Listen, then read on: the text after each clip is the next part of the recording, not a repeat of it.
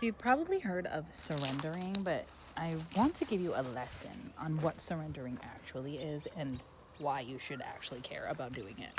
So when it comes to manifesting, we have to tell the universe what we want, right? We have to specify what we want, because you can't just be like, I want whatever you want. Well, you can't do that. That actually probably is a better idea. But as humans, we want to get specific things, right? So manifestation is real.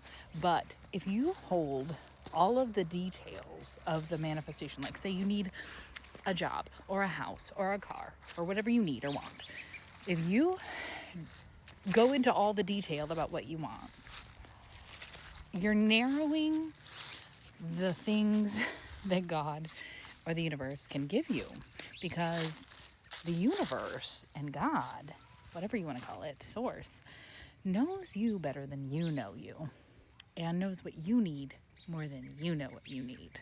So for example, I have been house hunting for months, and I really had a set list of things I wanted for my house.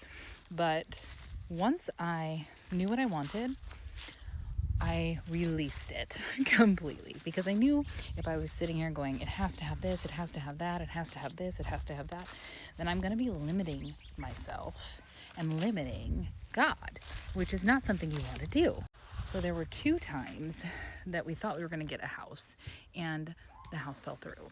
And we were upset and we were sad, and my kids were sad. They were like, man, we liked that house. And I kept my faith, because I knew that if God didn't give me the house that I was going to get, that it was going to be something bigger, better, or more aligned for me. And I'm literally standing on my own little personal slice of heaven with a house that I could have never imagined. I could have never imagined it. My little puny little human brain couldn't fathom something this awesome. Okay? And the only way that you get those sort of things happening to you, though, is if you surrender. Surrender. Really, truly be like, okay, God, I know you know better. You can do better than me. Because if you would have told me that I ended up with this property in this house, I would have been like, there's no way I can afford that. That's insane. But God always makes a way. And I truly don't say this to brag, because I was perfectly willing to get a smaller house with less property, and I really actually was excited about it. And twice I got excited about houses that were much smaller, had way less of what I wanted, and I was just like, that's fine. God, if this is where I need to be, I'm grateful for this small little thing. We almost got a 1977 manufactured home, and I was fine with it. I was like, fuck, whatever. If this is my life and this is my destiny and this is what you want for me, God, then I got it. I love it. And when you're able to step out of the I need it this way, I need it this specific way, I need it this specific way.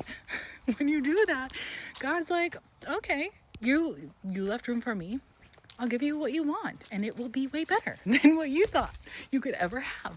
So I don't say this to brag. Really, I don't. Not everyone can afford a home. I get it. But whatever you want is waiting around the bend. You just have to trust and surrender. Truly trust and surrender. You've always had a roof over your head if you're fortunate enough to not be houseless. And you've always had enough to eat. And you've always had water if you need water. And you've always had air to breathe. And your blood chemistry is always perfectly balanced. So why not trust him, or trust the universe, whatever you want to call that universal energy that's balancing your whole life? Why not just say, give me what you want to give me?